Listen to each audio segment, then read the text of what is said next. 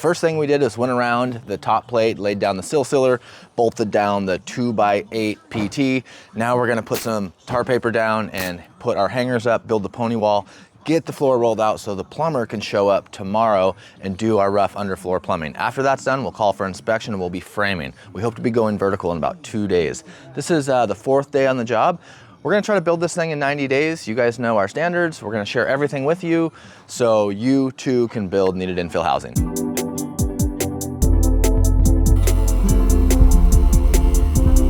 Reese is cutting these bolts off so when we put our bottom plate down and our subfloor down, we don't have to compete with those. Pete's doing layout on the pony wall inside.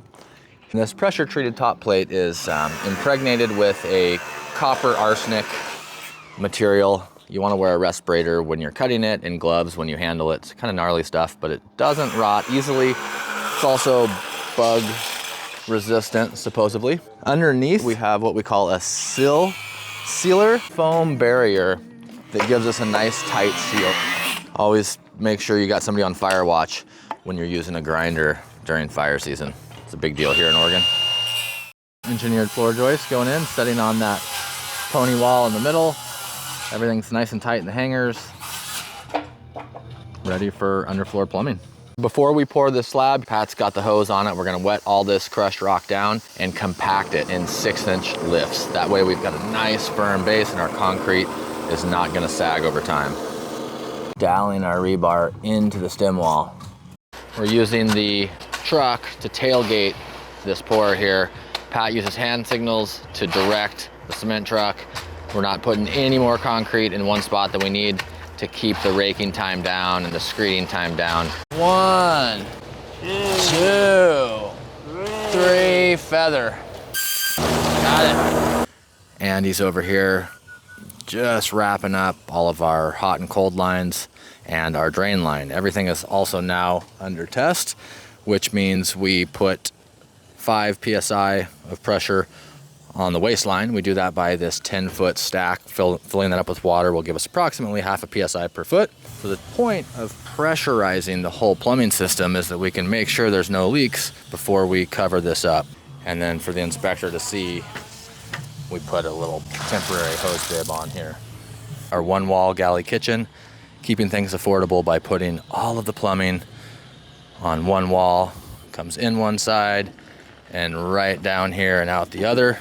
We're gonna put a clean out in a 90 and then we'll dig out here into the alley where we can tie into the sewer main. There's a 8-inch PVC right here about 6 feet deep and it'll run down the alley to the collector street and dump into a manhole and get down to the sewage treatment plant.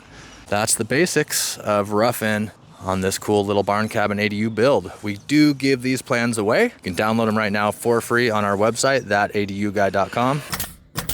Flooring going in now. This is our sheathing. It's 1 1/8" plywood. Reese is using this beater block and a sledgehammer to properly seat these sheets. We want to gap them out per manufacturer's instruction, and we're going to go back and we're going to nail all these off. Everything is getting tacked into place now. It's another reason we build in increments of 4. That way there's no waste. There's no cuts on either of these end to end, and then we'll rip our last 2 sheets in half to deck this place out. Got the 4-man crew out today. Dio and Jacob showed up to help Reese and Pete. Got a couple of the walls vertical here. We're gonna stand this other exterior wall and then frame in this front wall. It's all snapped out on the floor and being built in place. Then we'll stand it up. Reese is over here on the sawhorses cutting all these balloon wall studs, and they're tough because they're all cut on the angle of the roof. We've covered this step in detail before on our How to Build an ADU with Cost Breakdown series. That's a playlist on our YouTube channel. But if you're new to the channel, I want to cover some of this stuff again. So we've got our exterior walls framed. We always frame our stud walls, our side walls, and our back wall first.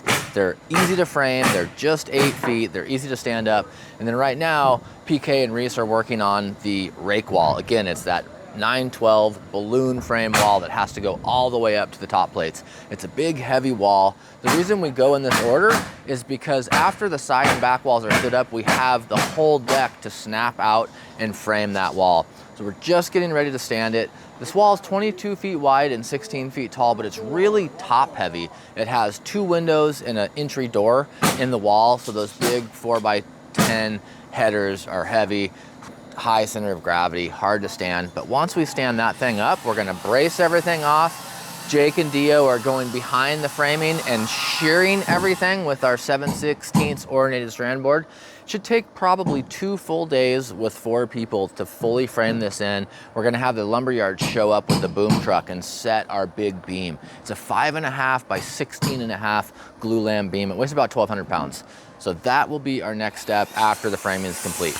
Dio's running around behind framing right now and shearing these walls for us. It's a 7/16 ordinated strand board. We're nailing it 6 inches on the seams and every 12 inches on the field to stay within our framing schedule for this prescribed framing detail. Behind the scenes, I'm managing the material, making sure we have room to put it, making sure that everybody has what they need. Our material list for this unit is also available below. I disclose all of our lumber, all of our fasteners, in our How to Build an ADU with Cost Breakdown series. I even go over how much it costs to build this unit when we're paying our subcontractors at 2024 rates in the Pacific Northwest. Just getting this big rake wall up.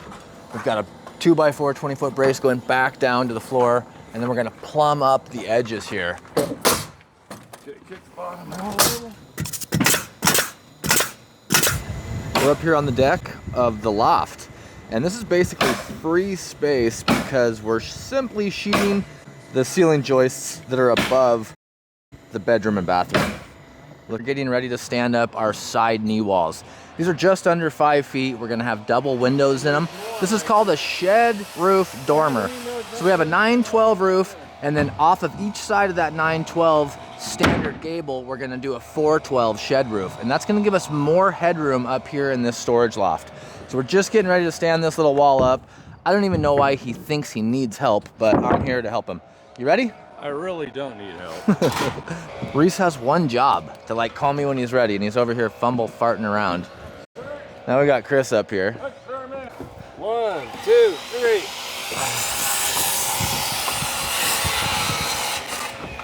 That's what it looks like when 3 people do a one-man job. Looking down onto the deck here, we got a little bit of rain last night. Always a bummer when our plywood at $70 a sheet gets wet. Sometimes the seams will swell just a little bit and we'll have to go through and sand those. Cool view up here of Ostrich Peak up there. Mount Ashland's right there behind that giant fir tree. If you enjoyed this video, the best thank you you can give a YouTube creator is a like and a subscribe. Thanks for your time, folks.